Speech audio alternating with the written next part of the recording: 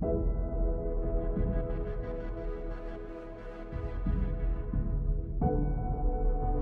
Good Fight.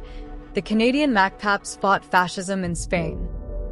Aitana Guia, Mackenzie Papineau Memorial Chair in Modern Spanish History. York University. Very few Canadians know about the Mac-Paps. At a time when authoritarianism and tyranny threaten the democratic world, it is important to learn who they were and what they did. The Mackenzie Papineau Battalion was a group of 1,700 Canadian volunteers who fought on the side of the Spanish Republic during the Spanish Civil War, 1936–39. Their battalion was named after the Upper and Lower Canada Liberal leaders of the 1837 rebellions, William Lyon Mackenzie and Louis Joseph Papineau. They were known affectionately as the Mac-Paps.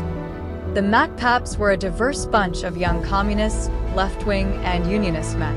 When the rebels' coup failed in July 1936 and turned into a brutal three-year civil war between democratically elected Spanish Republicans and tyrannical National Catholics led by General Francisco Franco, the Mac-Paps answered the call to fight against fascism. Today, they are considered premature anti-fascists because they understood before anybody else the danger that Nazi Adolf Hitler and fascist Benito Mussolini posed to European and world peace. Hitler and Mussolini supplied Franco with ships, tanks, and airplane units like the infamous Condor Legion, and tens of thousands of soldiers and officers. Without his fascist allies, Franco would not have won the war. The Mackenzie Papineau Battalion was part of the 15 International Brigade. The International Brigades were recruited by communist parties worldwide. Around 35,000 volunteers from over 50 countries arrived to Spain to fight against fascism. Canada was the second country in the world, after France, that sent a greater proportion of its population to fight in Spain.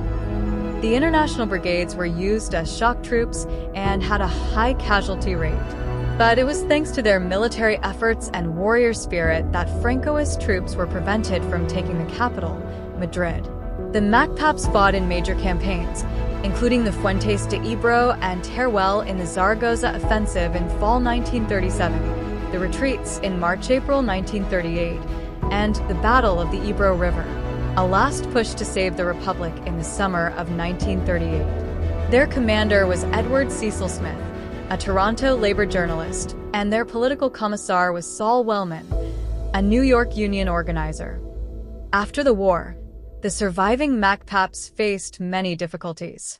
Canada had passed the Foreign Enlistment Act in 1937, which prohibited Canadian citizens from participating in foreign conflicts. It was designed to prevent the Mac-Paps' involvement in Spain. As a result of it, the Canadian veterans of the Spanish Civil War were investigated and harassed for decades by the Royal Canadian Mounted Police, who considered them insurgent communists and even tried to prevent them from returning to Canada. The Mac-Paps were not recognized as Canadian veterans by national military institutions or official histories until the end of the 20th century. Eventually, monuments were erected in Canada to honor the Mac-Paps. In 1995, the Ontario provincial government installed a monument near its parliament in Queen's Park in Toronto. It features a boulder from the Gandesa battlefield and a plaque commemorating their fight for democracy.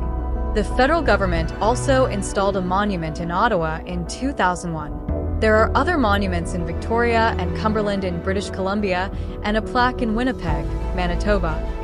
But official commemorations are not enough. It's up to us to learn about the bravery and selflessness of the Canadian volunteers who are willing to fight against tyranny and fascism even when their government was not yet ready to fight. Canada fought against Nazi Germany in World War II, but 1,700 Canadians started that battle 2 years earlier in the olive groves of Spain, and their sacrifice, courage, and integrity is still remembered to this day.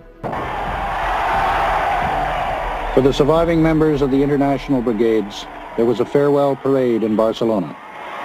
Comrades of the International Brigades, political reasons, reasons of state, the welfare of that same cause for which you offered your blood with boundless generosity, are sending you back. some of you to your own countries, and others to forced exile. You can go proudly. You are history. You are legend. We shall not forget you. And when the olive tree of peace puts forth its leaves again, come back. Come back to us.